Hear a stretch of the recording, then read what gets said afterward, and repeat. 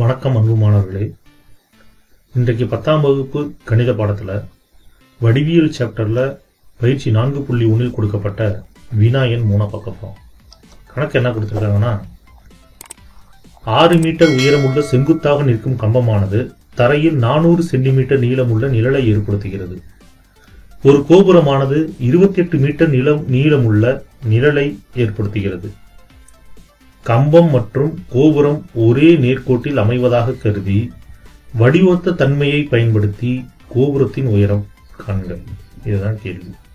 இங்க 2 மீட்டர்ல இருக்குது, 1 சென்டிமீட்டர் இருக்குது. அப்ப இந்த 1 மட்டும் நம்ம மீட்டரா மாத்திக்கிட்டோம் அப்படின்னா கணக்கு நம்ம எளிதாக விடை கண்டுபிடிச்சிடலாம்.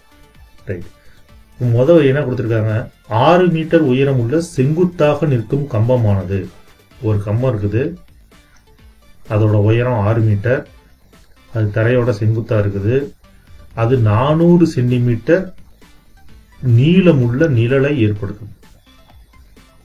அடுத்த வரி, ஒரு கோபுரமானது 28 மீட்டர் நீளமுள்ள நிழலை ஏற்படுத்துகிறது. ஒரு கோபுரம் இருக்குது, இதோட நிழல் 28 மீட்டர். இந்த கோபுரத்தோட நிழல் இதுல இருந்து இது வரைக்கும் இருக்குது, மொத்தம் 28 மீட்டர். ஏன் கம்பம் சின்னதா போட்டோம், கோபுரம் பெருசா போட்டோம், கோபுரத்தோட உயரமே தெரியாது, எப்படி நீங்க உயரமா இருக்குன்னு கண்டுபிடிச்சீங்கன்னு கூட ஒரு கேள்வி வரலாம்.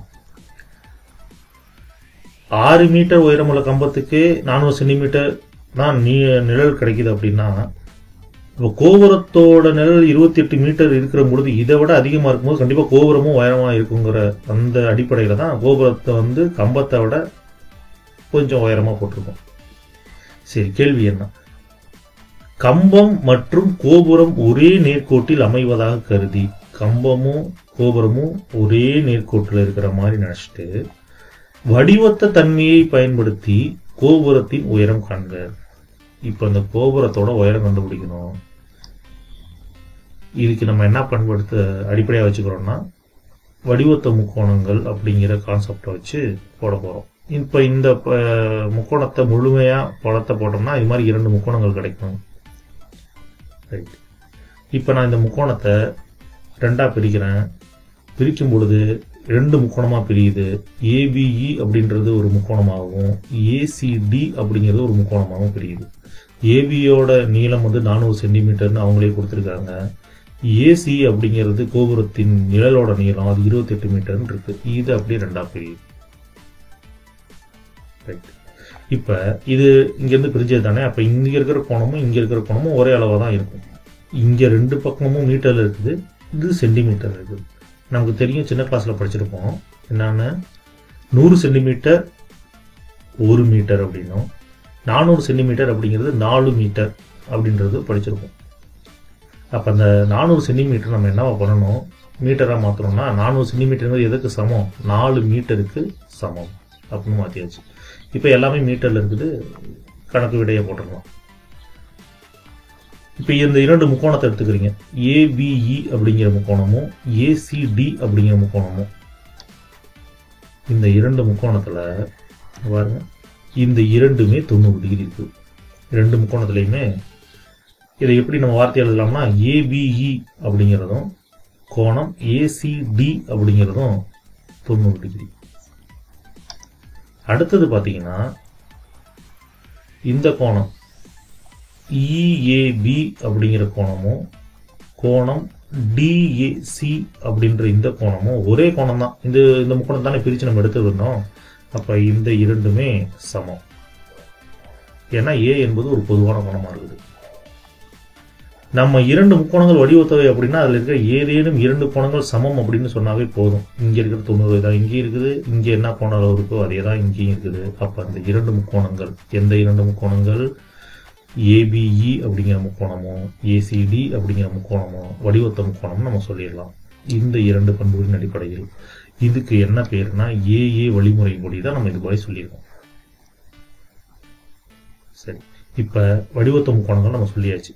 இப்ப இந்த வடிவத்த முக்கோணங்களை பயன்படுத்தி தான் நம்ம என்ன கண்டுபிடிக்க போறோம், இந்த சிடி அப்படிங்கிற கோபுரத்தின் உயரத்தை கண்டுபிடிக்கணும். இப்ப நம்ம கண்டுபிடிக்கணும் அப்படிங்கிறதுக்காக நான் என்ன எடுத்துக்கிறேன், சிடியோட உயரம் எக்ஸ் நம்ம எடுத்துக்கணும். இப்ப இந்த 2 முக்கோணம் வடிவத்த முக்கோணம்னு சொல்லிட்டாங்க. இரண்டு முக்கோணங்கள் வடிவத்த முக்கோணங்கள்னா என்ன அர்த்தம்? அவற்றின் ஒத்த பக்கங்களின் விகிதங்கள் சமமா இருக்கும் நம்ம படிச்சிருக்கோம். எதுனா ஒத்த பக்கம்? ஒரு கோணம், ஒரு 90 டிகிரி உள்ள இன்னொரு கோணம்.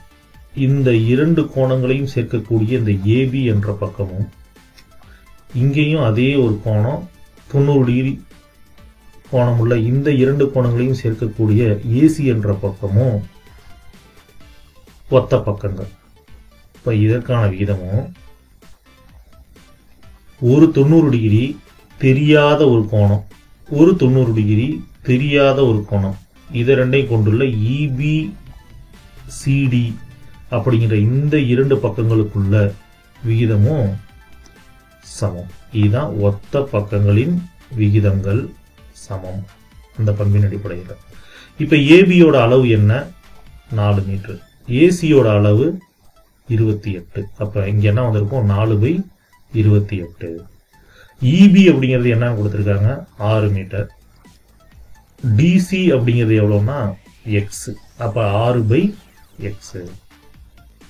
இதுக்கு அடுத்து அவர் என்ன நடந்திருக்கும்? குறுக்க பெருக்கி இருக்கும். எக்ஸை 4 பெருக்குனா 4x, 28 6 பெருக்கணும். அவ்வளவுதான். அப்ப எக்ஸை 4 பெருக்கிற போது 4x, 28 6 பெருக்குனா 6 பெருக்கல் 28 வந்திருக்கு. இங்க 4x இது மாதிரி கிடைச்சிருக்கு, 6 பெருக்கல் 28ன்னு. எனக்கு எக்ஸோட மதிப்பு மட்டும்தான் வேணும். இந்த 4 ஆனது எக்ஸோட பெருக்கல் என்ற தொடர்புல இருக்குது. அப்ப இந்த 4 சமக்குறிக்கு அடுத்த பக்கம் நகுத்துனீங்கன்னா என்னவாயிடும்? வகுத்தல் தொடர்பாயிடும். அப்ப இந்த 4 28 நம்ம 4ஆம் வாய்ப்பாட்டால கேன்சல் பண்ணலாம். 1 4 4, 7 4 28. மீதி என்ன இருக்குது? x = 6 பெருக்கல் 7, 6 7 42. அப்ப x நம்ம கண்டுபிடிச்சிட்டோம். x தான் என்னது? கோபுரத்தின் உயரம் 42 மீட்டர். எல்லாமே மீட்டர்ல நம்ம மாத்திட்டனால கோபுரத்தோட உயரம் என்னன்னு கிடைச்சிருக்கு? 42 மீட்டர் நம்ம கண்டுபிடிச்சிருக்கோம். தேங்க்யூ. தேங்க்ஸ் ஃபார் வாட்சிங்.